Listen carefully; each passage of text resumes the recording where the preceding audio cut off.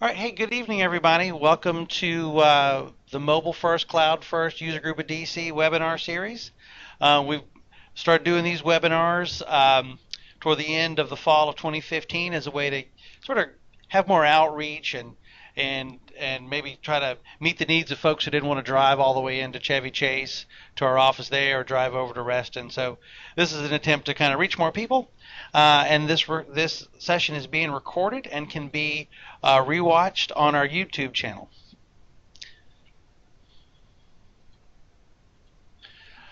Real quick, my name's Tim McAlilly. I'm the moderator for tonight's session, and I'm also I help co-run the Mobile First, Cloud First User Group at DC. Tonight's session is part 2 of a 3-part session on leveraging the cloud for project management. We had a really good introductory session on March 29th with a nice set of attendees and some good Q&A. And then tonight's session is going to be great too. It's around the topic of, did I get the date wrong? Tonight's session is around the topic of Power BI and how to use analytics to improve your project management posture. And then next month's session, May 24th, we'll wrap up on our series. Just some events coming up that you'll want to know about. We have the Baltimore Business Intelligence SQL Saturday on April 30th. That's at Loyola, I believe Loyola University in Columbia, Maryland. It's a free day of training. They have about, I believe, 8 tracks that cover everything. You're basically up and down the SQL Server business intelligence stack, reporting services, integration services, analysis services, new features to the analysis or the BI stack for SQL Server 2016. So it's a really good day, good fun day of networking. Microsoft is a sponsor for that event. I'll actually be there. We also have on May 16th in Reston, Virginia, a SQL Server 2016 Discovery Day, and that's an odd title, but what it basically is, think about a hackathon, but also a series of guided labs as well. What the Discovery Day will entail, we'll step the group through a problem set using some test data, and you'll design a problem, you'll vet out the solutions, you'll present the solution, and you actually get your solution voted on to win a prize from the local event. And then the judges there will have a Microsoft MVP, Jessica Moss, as well as other SQL Server professionals from the area, will vote on your solution, and then we'll pass that on up to the Professional Association of SQL Server national judges, and they'll vote on a national set of nominees for the Discovery Day prize. So it'll be a fun day. We're trying to get out of the straight up user group event where you just kind of sit in a chair and go to class to class to class. Speaking of an event like that, we've moved our IT Pro Camp. We had some issues around the facility at the Chevy Chase office. They're doing some renovations. Right now they've cut off the 5th floor, and they're doing some things to the 7th floor, so we won't have the 5th and the 7th floor available until after September 20th. So we've moved the date till October the 14th, and that'll give us 150 more seats because we think we're going to get about 330 to 350 people. The RSVPs are constantly pushing up, so we're wanting to accommodate that, and we can't do it with the floor space that we have now. Also, to be honest with you, we need to do another call for speakers. We weren't getting a really strong pool of speakers. The speakers were strong that were there, but we weren't getting 50 or 60 submissions. So we're going to do a couple of tweaks. If you're out on social media, follow us on Mobile First Cloud First DC, and please join our meetup group at meetup.com, Mobile First Cloud First, or MFCF That's also where you can hop off to our YouTube channel and see additional files. Now, if you're interested in tonight's session and like the way it flows, make sure you join us next month. But if you like other topics that we have to talk about, we have an Office 365 adoption series that we're literally in the middle of, and it's gotten a lot of popular reviews, and people seem to be really interested in it. We kick off next week session 3, where we talk about the planning phase of the fast track framework, and then we'll finish up with engage and measure. We also have all the sessions that we've done so far out on our YouTube channel, which of course you can find on meetup.com, Mobile First Cloud First -DC. And then in July and August, we also have a series on Office 365 groups done by Justin Harris of Binary Tree. So we've got a lot of coming, and we're going to bring in more stuff because oh, by the way, there's Azure to talk about. So we'll have a lot more Azure-based sessions as well because people are interested in things that came out of Build and also just things that are coming from Azure as far as new stuff that's out there. But enough of me running my mouth. Let me go ahead and pass it off to our two speakers. Our two speakers tonight are both colleagues and friends of mine from Microsoft, Sean Kim, and I'll let him introduce himself and his title, and then also Tosh Vance. So or Tosh Vance, I'm sorry. So without further ado, Mr. Sean Kim, I'll let you take it from here. Thank you, Tim. Hi, everyone. My name is Sean Kim. I work for Microsoft. I am a Project Global Black Belt. It basically means that I specialize in Project Server, and Project Cloud. So I'm going to talk about some of the out-of-the-box reports that are available for you in Project Online. So I'm not sure if you guys are aware, but just this week, Microsoft announced or released a portfolio dashboard capability for Project Online that comes with the service. It's actually an app that you add to your instance, to your tenant, and then you have the portfolio reporting capability that you can use. So I'm going to be going over that, and so that'll be the first part of this session today, and then afterwards, Tosh will be talking about Power BI, and I'll let Tosh introduce himself real quick right now. Hey everybody, my name is Tosh Vance, and I am a project and portfolio specialist with Microsoft, and I work closely with Tim and Sean, and we are excited to be here tonight. And like Sean just said, he's going to walk through some reporting inherent in Project Online, and then I'm going to take it off with some Project Online and Power BI stuff. So get excited and get ready. All right. Let me share my screen. And I made you a presenter and all that, so we should be good to go. Right. Tosh, I can't believe I messed up your last name. I just typed that in the chat window. Vance. It's all good, Tim. Ain't the first time I've heard it. Let's just say that. Now, coming from a Maca-Lily, I get my last name messed up quite a bit. People had N's in it and all that. So well, I butchered your name today, so if that makes you feel any better. It's okay. It's okay. So, yeah, I thank you for not calling me Kim. Oh, that happens right. a lot. Oh, that's right. All right, can you guys see the screen yet? Slowly coming up here. Okay. Let me know when it comes up.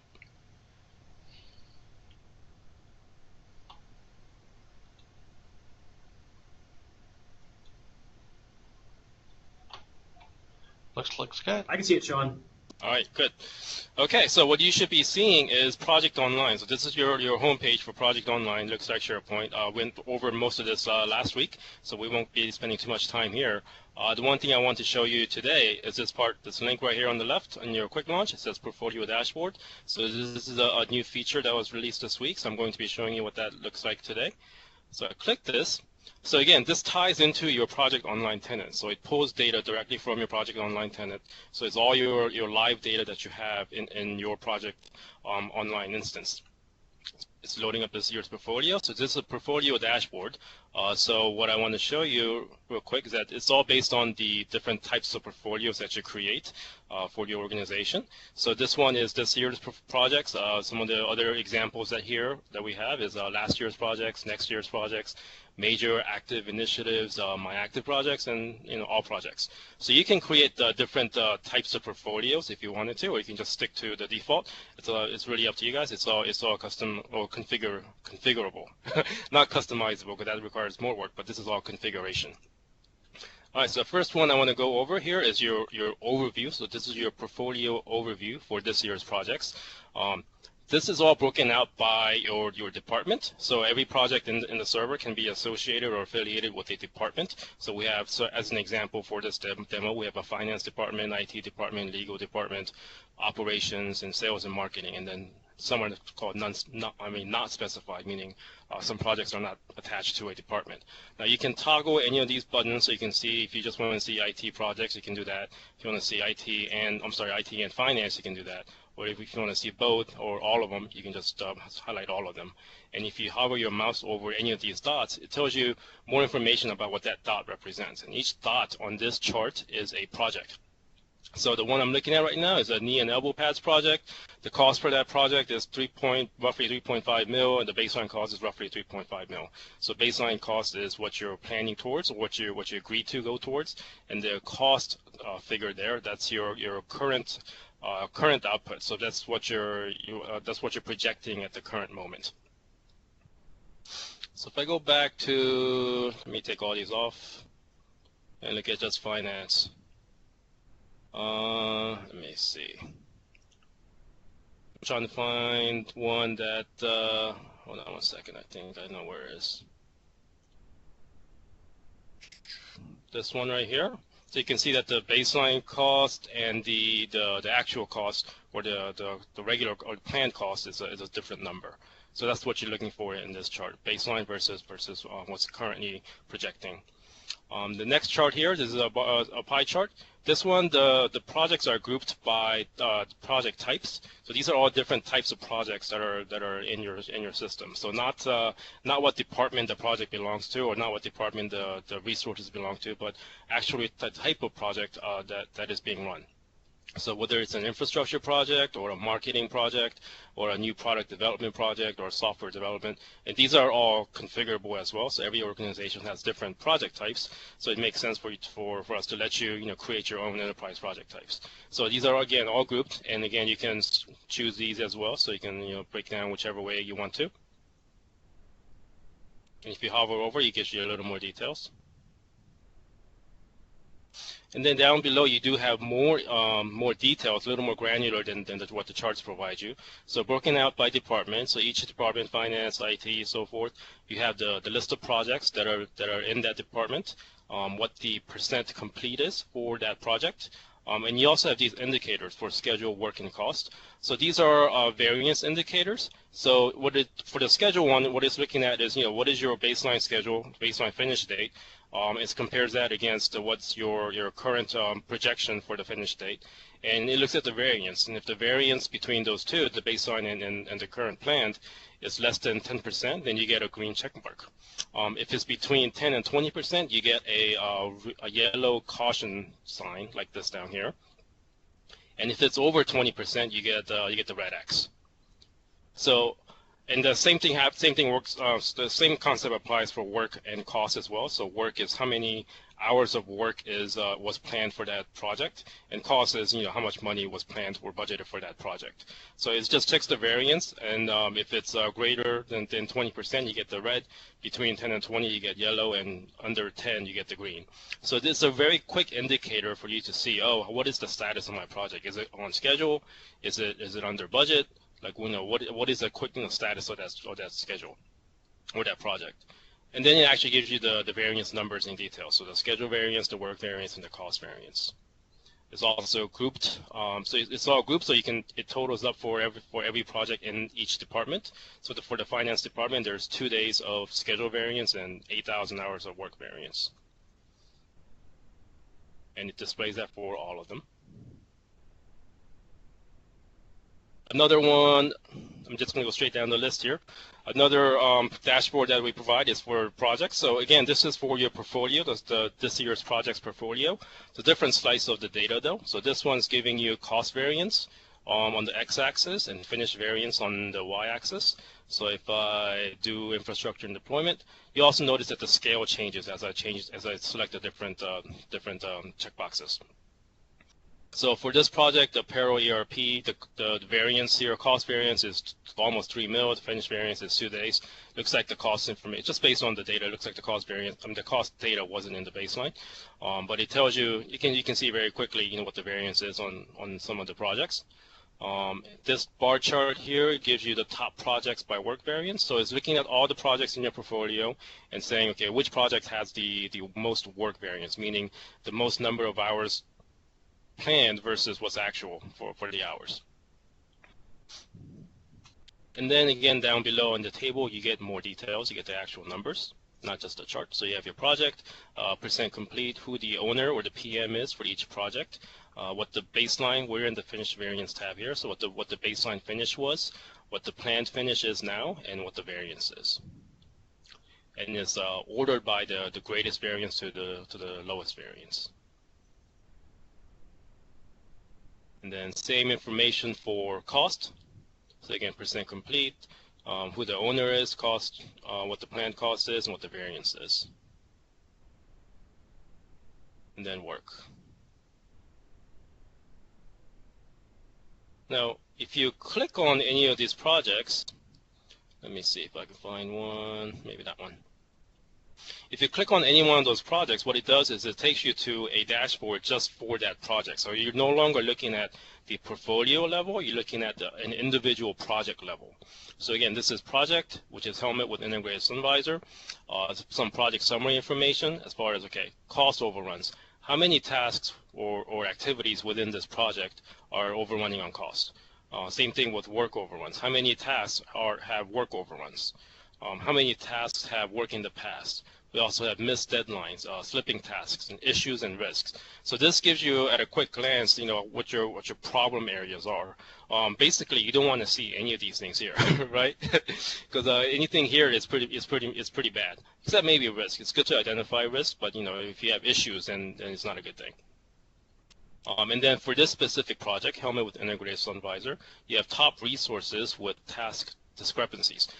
So these are the resources that are assigned to this project, a specific project, and what their issues are as far as, do they have slipping tasks, do they have cost overruns, work overruns, missed deadlines, work in the past. So if there's a specific resource or a set of resources within your project that are causing a lot of issues, they would end up here with big bars in this graph. And then, of course, the table below gives you more information, so slipping tasks, cost overruns, so what the name of the task is for that project, what the actual project ID number is, percent complete for that task, what the planned cost was for that task, and what the cost variance is for that task. Same thing for work overruns, missed deadlines, work in the past, issues, and risks.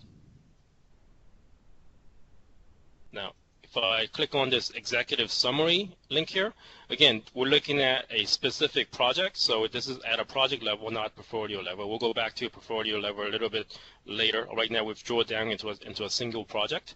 So again, helmet with integrated sun visor, it gives you a description of what the project is, what the start date is, what the baseline finish date is, what the planned finish date is, and what the finish variance is. So high-level information, cost, baseline cost, remaining cost, and cost variance. This is important. Current project milestones. What are the milestones? What was the planned baseline finish? What's the finish now? What's the projected finish now? And then the finish variance for those. And any issues that were identified for the project will be listed here. So high-level information, good for if you wanted to give an executive a quick overview of what the status of your report is. This is what you would use. You click on the details tab, gives you a lot more details. So this is every single task for that project, the helmet with integrated sun visor project. And for each task gives you what the remaining work is, what the finish variance is, cost variance, work variance, so on and so forth. And it's a heat map. So the greater the variance, the redder the color. The ones in green are good. Green is good, red is bad.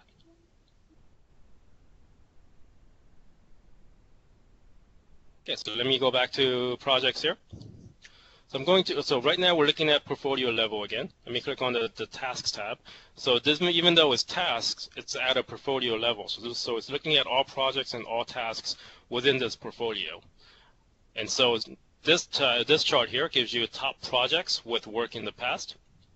So which work in the past is anytime you have work that's scheduled to be done, that's before today in the past, but hasn't been statused, meaning it may be done and they just haven't status, or maybe it just isn't done. So it's hard to tell unless you can track down the resource and say, hey, did you status this or not? So this kind of identifies any of those scenarios. You have this bar chart here for slipping tasks.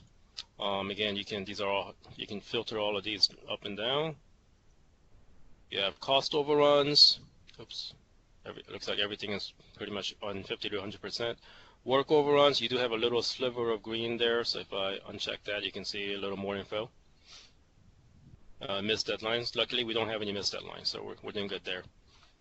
And then the table again below gives you all the details. So it's grouped by project. So the project is health assessment reporting tool, acquisition target analysis, and within each project you have all of the tasks that are slipping for that project. Then your cost, work, missed deadlines, work in the past. So we're still at portfolio level. I'm going to the resources tab now. So at the portfolio level, which resources, what is their capacity and what are they assigned to? This is what this chart is telling you. Which resource is being used or utilized the most within this portfolio? So right now the pink chart gives you the pink bar gives you the capacity number. So it looks like everyone's set at 2008 hours for the year. And then what I'm looking at Molly Dempsey here. Molly has 650 hours assigned to her. So she has the most work assigned, but obviously she still has a lot of capacity left for the year. And then top resources with issues. These are not, this doesn't mean the resource has issues. It means they have project issues that are assigned to them. So Bonnie has a issue assigned to her, and Molly has a issue assigned to her. And then the table below gives you the details. So Molly is a work resource. She works for HR.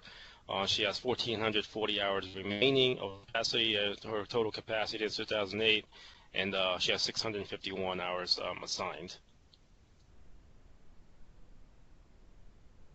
If you click on any of these resources, you get a dashboard just for that resource. So this is Molly's information: how many slipping tasks she has, how many work in the past she has, issues, risks, and her capacity versus assignments by month for the year.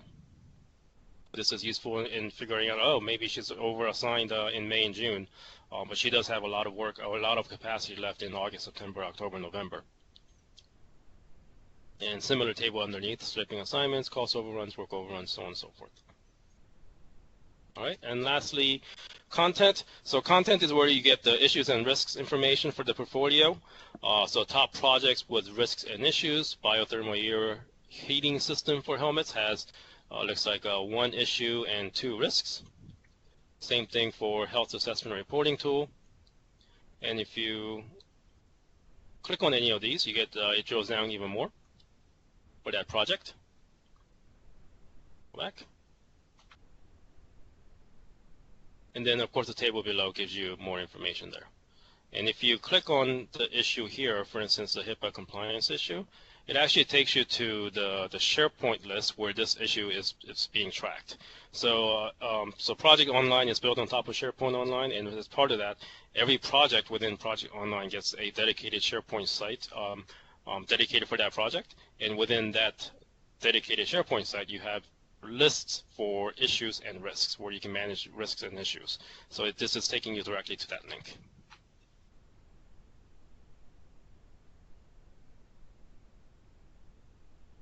All right. Any questions so far? So this is what we released this week, the portfolio dashboard capability for Project Online. It brings a lot of out-of-the-box features for you, as out-of-the-box reporting features for you. It's been a big ask for us in the past, and we finally delivered on that ask. So we're pretty excited for it to be released. This looks amazing. No questions so far, though. Okay. If that's the case, then I can pass it on to Tosh for Power BI. Alrighty, thanks, Sean. Let's do it. So before we get started here, I'm just going to give a little brief overview of Power BI for everybody out in the audience. Let me know when you can see my screen.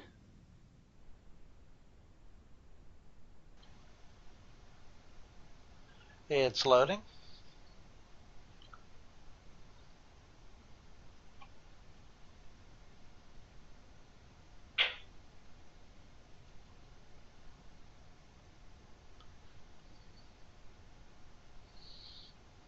You guys see it yet? Slowly coming up. Not yet. It's probably that expensive data bandwidth in downtown DC. Oh, there you go. It's up. Probably that. You're right, Tim. You're up. Exactly. Well, anyways, everybody, for those of you who don't know what Power BI is Microsoft's data visualization program. If you are familiar with Tableau, it's kind of the same thing. But before we get into the project online and Power BI integration, I kind of just want to walk through what Power BI is capable real quick, just so everybody's on the same page. So Power BI is a Very useful tool because you can use data analytics anywhere you go. You can use it on your phone. You can use it on your PC. You can use it on your Surface, your iPad. There's no limits to Power BI, and it's I use it primarily in the web browser, as you'll see in a little bit. There's a desktop version to it as well, but there's pros and cons to each way. I like the web browser because every time I use it, I know it's up to date. But we'll go into more details of that in a little bit. So Power BI is, the beauty of Power BI is that you don't have to create any of these reports. They're already created for you. All you need to have is good data. If you have good data, then literally the sky is the limit. And there's all kinds of ways you can slice and dice that data to make sense out of it and make a decision on it. Roll through this a little bit. So Power BI Desktop, this is kind of one of the visuals you can make in Power BI. It allows you to actually take data points, put them on a map, and once again, it's the purpose of this slide is just to show you that really anything's possible with Power BI. We'll be going through just the project basis of Power BI, but I mean, once again, the world is your oyster, and it's fantastic and it's a very, very powerful tool.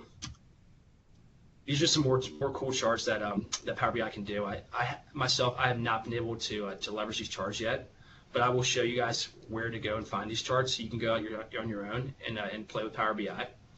Just a quick pitch, Tosh. The Northern Virginia SQL Server User Group and the Mobile First Cloud First User Group will probably do a joint user group meeting in person around just sort of catching up with Power BI at some point in June. Just want to pitch real quick. Cool. That's awesome, Tim. And you can speak to this too, Tim. The best thing about Power BI is that you can automatically refresh data. Your data is always live. You can set when you want that data refreshed, just so you know exactly when to go look at your dashboards.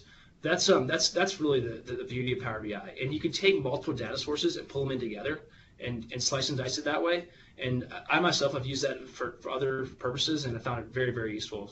So, for example, you could take a few Excel spreadsheets too, and merge those Excel spreadsheets to get different insights off of the spreadsheets without actually having to copy and paste them all into one spreadsheet.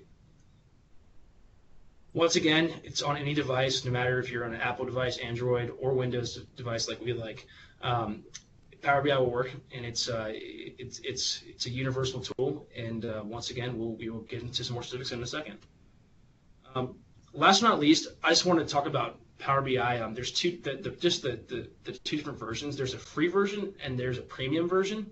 The free version, you can't set it to automatically refresh data.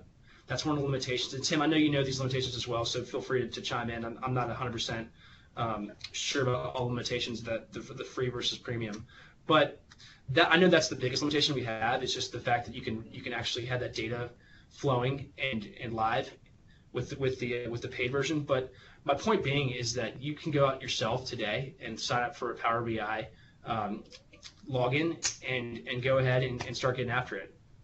Tim, what are the other differences? Sorry, I'm just running my mouth on mute. How about that? Nice.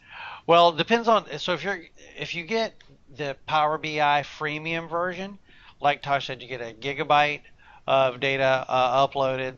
You can do all the creating and authoring content just like you can do in the Power BI Pro. The big piece there is a 10 gig with the $9.99 per month for Power BI Pro versus the 1 gig for the freemium. The big piece comes around the area of data refreshes. You can do a daily data refresh with the freemium version, and then you can do it up to 8 times a day with the paid version. And then an example of when you'd use that, if you had a fast-moving project with underlying data changes that happen, at a rate that would necessitate some type of 8 time per day data refresh, and you want your reports to reflect that. There's also like a row limit between the freemium version and the Power BI Pro limit. I believe the Power BI Pro limit is a million rows uploaded or consumed streaming per hour. And I think that, and by the way, I think and I'm slipping technically here, but I think that means consuming rows of data. So 1 million rows of hour to the client, or 10,000 rows per hour for the freemium version. And then to be able to consume those live data sources with all the full interactivity, that's with the paid version. And then the collaboration piece, really the Power BI collaboration piece is the highlight, and there's be able to integrate your dashboards with Power BI, or excuse me, Office 365 groups, and to do all the publication creation and looking at your organizational content packs, which would be like your data sets, your reports, and dashboards that are created organizationally. That's only available on the Power BI Pro version, as well as things like integrating AD groups.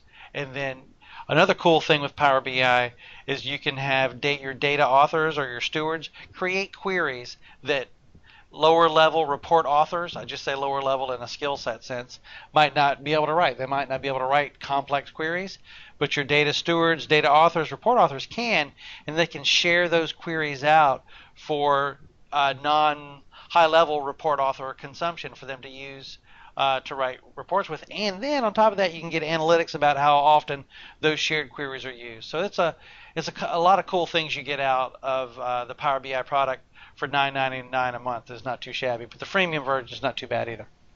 Exactly. The freemium version is where you can get your feet wet, and if it's something that you really like, then you can go ahead and bite the bullet. But we just strongly recommend that you go ahead and try it out because it's really some really cool stuff. And here's the website, and I'll send this out. Tim will send this out, I think, after our meeting, and there's also some links too. Just kind of, if you want to dive deeper, you're more than welcome to. I recommend you go to the visual gallery if you have some extra time. I'll show you that in a second. There's some really cool stuff you can do with it.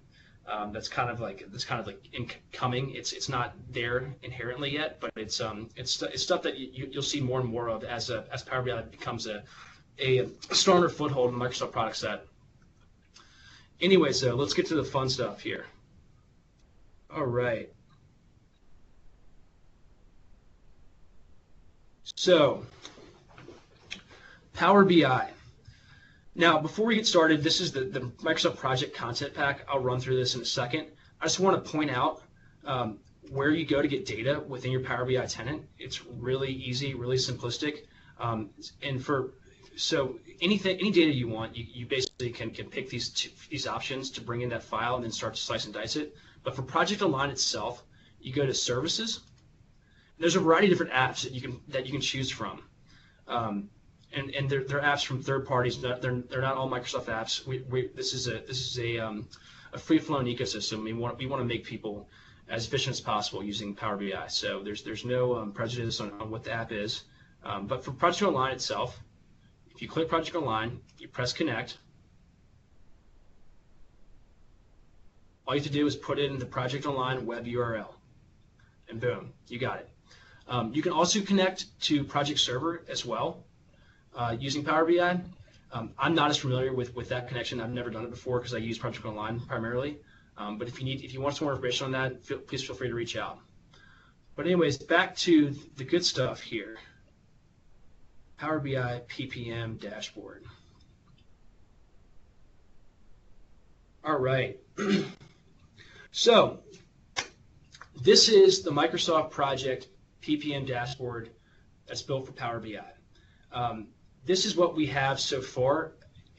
Yes, it will probably change in the future. We're talking about a variety of different options, rolling it out. We're thinking that we're going to kind of make this more user-centric than it is now. So for example, like if you're a project manager, you'll have a dashboard that's already built for you, which has all your indicators that you want to see while you're working on a project. And if you're an executive, you're going to have all the indicators too.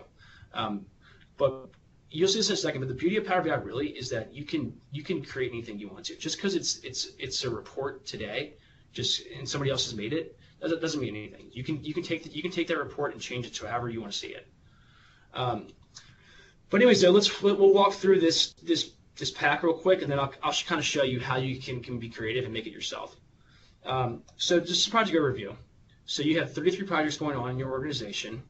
The total cost of all these projects is $25 million. The total benefits you're going to receive as a whole from completing these projects is $93 million. Your average ROI for all your projects combined is 2.69. So you're doing pretty well. You got a pretty solid portfolio. You're going to have some return on your investment. things aren't bad. But the cool part is that you can actually like drill down into each different department and see how their project is doing. But before we do that, I just want to show you also this bubble graph to the right. It's kind of cool. It shows you basically your ROI of every single project that you have going on in your business or your department. And just obviously the bigger bubble corresponds to the bigger ROI you tend to receive from that project being completed. So removable protective lining, you see even an average ROI of 15. That's a pretty solid project. You guys are going to get a lot of impact from delivering on that project. And then the portable safety light, average ROI of 19. Wow, that's huge. But if you go down here, you can see that this partner help desk operations, the average ROI is 1.2. That's not great. You can put your money into an S&P 500 ETF and make way more money than that. So I mean, it shows you really how you're investing your money as a business, and makes you be able to try to track it like a stock portfolio, which is pretty darn useful. But if we were to drill down into these departments, if I click the legal department, it'll automatically update. And please don't take forever. Sometimes it takes a little while. I have to refresh it.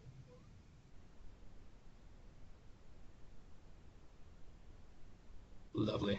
Well, I believe there's a super premium version that speeds up the refresh rate. Maybe not. Yeah. Right?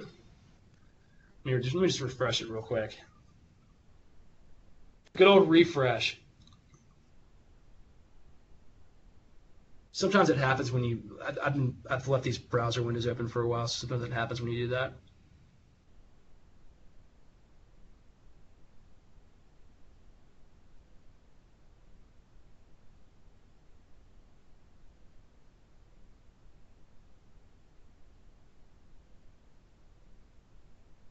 Well, she had some elevator music for you guys. Well, looking around, I think I have a Disney World ukulele somewhere I could nauseate people with. Nice. Oh, there we go. It's still loading. Come on, baby.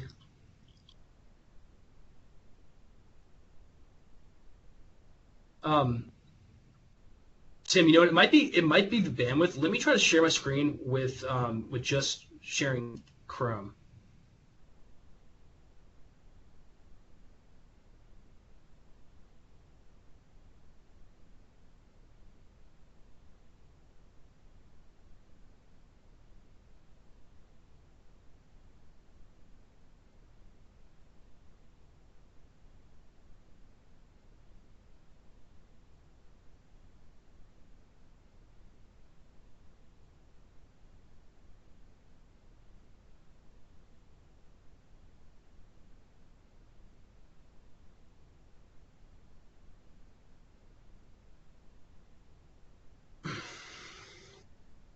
That work, Tim?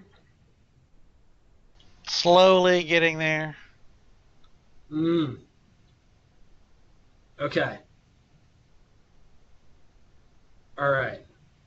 I think we're good. Can you guys see my screen?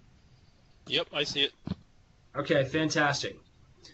Sorry about that, everybody. No worries, you're good. So if you drill into these projects, you can actually see one by one how they're doing to your overall ROI and what their total cost is and what their total intended benefits are. So I mean, as you can see, the legal department, I mean, the total intended benefit, ROI at 1.09. That's not really doing much for your bottom line.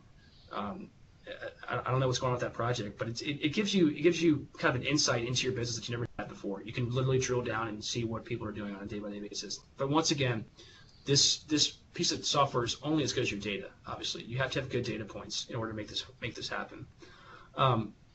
Moving on forward, though, the resource overview is a pretty cool feature in this PPM content pack.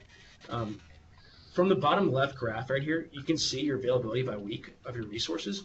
And so week 34, I noticed that I'm starting to have a deficit in my resources. What the heck's going on here? And if I go back up here, the larger box corresponds to how much I need that resource. So as I can see from this box, the consultant is the #1 resource that I need with all my projects that I'm working on. So if I click consultant, all the graphs will update and change. And so if I look back at that graph at the bottom left, I see at week 34 that this guy is working 4 times as much as he was before. And I mean, I got to make a decision. I mean, if this guy's working that hard, this project's going to be late, we're not going to be able to deliver on key deadlines, something's got to change. If I really hate this guy, I can make him keep on working, but I need to find another resource. Like, I need to find somebody internally. I need to hire another consultant. Something's got to happen. So it basically kind of gives you insight and really why your projects are stopping if they are. And from a resource point of view, it's pretty insightful what you can do here. The next tab over here is the project financials. So up here in this total budget by project, once again, the larger box corresponds to a greater number. So you'll see that the total budget for the health assessment project and the payroll ERP project are the biggest. Also shows you your budget by year and what your budget is every year moving forward with that project. But the really cool part is your total budget versus actuals. And if I look at the payroll ERP upgrade, I look down here, I see that this is a 3-year project. But after 1 year in 2015, I'm already over budget. So something's got to change here. What's going on here? I haven't planned for this much cost in this project thus far, and if I keep on spending the money like I am right now, I'm not going to have any budget by the end of the day. So I need to make a decision. I need to either figure out what's going on with this project, why we're draining money. Something's got to happen.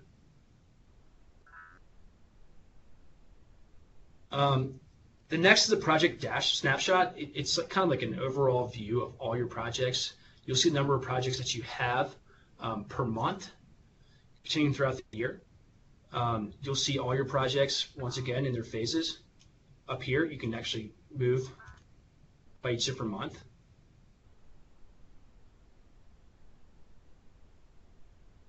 And basically, the coolest part about this, once again, is you can drill in. You can drill into each different month and see what your actuals are versus your budget. And you also have your risk rating down here, which is pretty solid as well. So it shows you the counts of risk by rating for each different project over time. So in May of 2015, you had a couple red flags going on that you can drill into. Last but not least, the department tab. The department tab gives you kind of an all-in-one outlook on all your resources across the board. So you could personalize this for a team and just have everybody on your team within this dashboard, or you could have it across departments. But the cool thing is, though, is if I know that Bonnie is going to be out next month, and I click next month, I can see who else has availability. So I see Alex got 50 hours, so I know that he could pick up some work off of Bonnie's plate. But I still have to plan out for some other resources to take care of her work, because if not, we're going to have a gap. So that's really the cool thing about it here.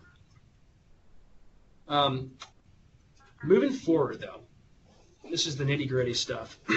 So I actually created this myself, and I just took the data already built into the PPM content pack, and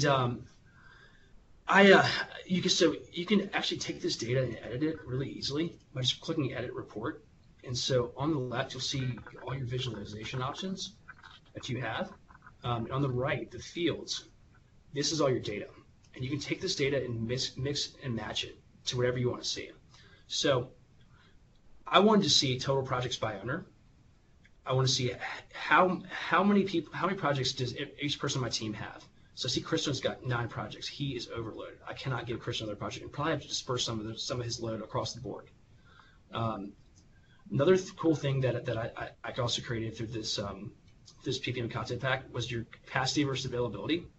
So this is just a graph based on all my resources and who's got availability and who's at top capacity. So I see from this consultant, once again, he is slammed. He has got no availability, and he is at the highest capacity possible.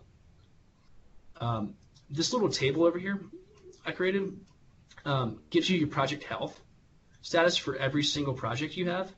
So if I were to sort this, going back here, I can actually find my red ones. There we go.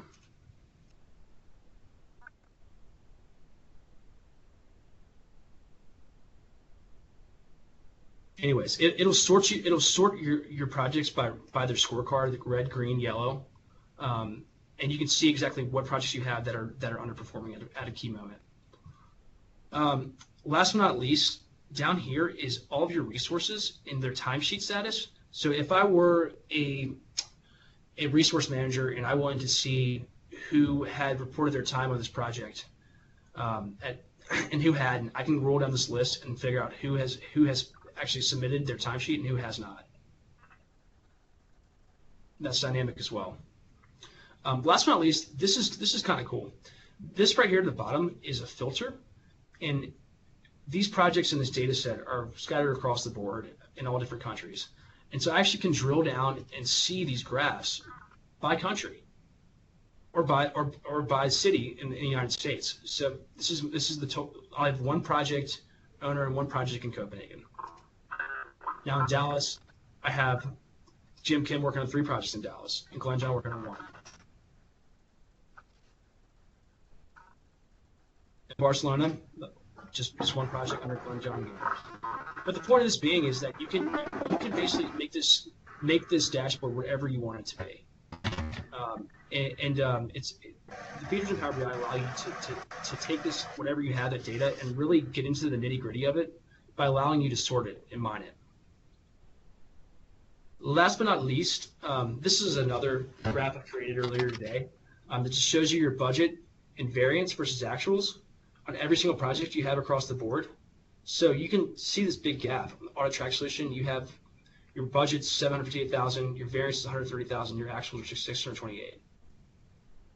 So it allows you to keep track of your project's finances over time, and allows you to make decisions on the fly about what's going on. And just so everybody on the call can see how easy this is, I'm just going to create one real quick. So if I were to create that same visualization that I just showed you, all I'd have to do is go down to full financials, actuals, budget, and variance. And then if I go down to projects, click project name, that's my axis. So boom. That easy, that simple. And Tosh, let me just add real quick that because I think that basic Power BI skills, the ability to spin up some data and do some manipulations like you've done, is going to have to be a core skill set for your business analysts, project managers, your common information worker, because this is just too powerful of a tool not to be highly literate in it. Exactly, Tim. I think this is on the rise. I mean, we've all heard that data is really the next currency. Everybody wants to talk about data mining, data visualization, and this is really where it's at. Right. If you want to make sense of your data and want to do it easily and efficiently, Power BI is your ticket. Right, and it's come full circle because back in the day when I was in IT, I kind of got started on different Microsoft Office products and became proficient, building charts and graphs and things like that. Then I went on to become a SQL Server, DBA, and all of that. But I tell you, the primary skill set nowadays are the wizards who can work a spreadsheet and leverage Power BI, Power Pivot, Power View, and really do some things with the data, with the given tools. Sorry to chime in, but no problem, Tim. I'm almost finished here too. I'm going to break in a few minutes, and we'll start answering some questions. But before I break, I just want to show you how you can customize whatever graph you build. If you click this little paintbrush icon, you can actually change anything that you want that's in the graph. So I can change my colors. I can change what's on the axes. I can change if I want to see the x-axis and the y-axis. I can put data labels on there. I can title it. I can take the background off. It's really whatever you want to see, you can make it happen. Last but not least, I told you I'd show you this. These are the visuals for Power BI that are not inherent in any version of Power BI standardly. You have to actually download these and import them. There's a lot of cool stuff. The one thing that I used on the dashboard that I built was a table sorter, and that allows me to actually mine that data and kind of get some more insights into it, so I can sort it. I'm working on creating a project Sandance. I haven't done that yet, but stay posted because I will. There's all kinds of stuff down here, and whatever you need, if it's not here today, it's going to be built. So that being said, that's all I got today, and I'm going to turn it back over to Tim and we'll get some questions answered. But I appreciate everybody's time this morning or this afternoon. Thank you very much, Sean, and thank you very much, Tosh. I use Power BI in the customer space to show them what their consumption rates are for their Azure subscriptions. So it's certainly a nice tool there for sure. Let's flip it out to any questions. I know we had some side questions, not necessarily germane to the discussion around opening up a Power BI file, a PBIX file with Excel. I tested it. I couldn't do it with a 32-bit version of Excel 2016. Tim. And then a little question about, is R supported in Power BI? It appears that it is. I sent out a link about that. You can set up R scripts to run in your Power BI desktop. But I haven't dug into much of that other than just finding the article for George. Do we have any other questions? I mean, this is a very power-packed informational session on the capabilities of Project Online and the analytics utilities you can leverage your project data. I hope we got a question coming in from KC. No questions, George? You guys can unmute if you want. It's just three of us. I mean, just three attendees. Okay, KC, none from me. Very informative. Thank you for attending, though.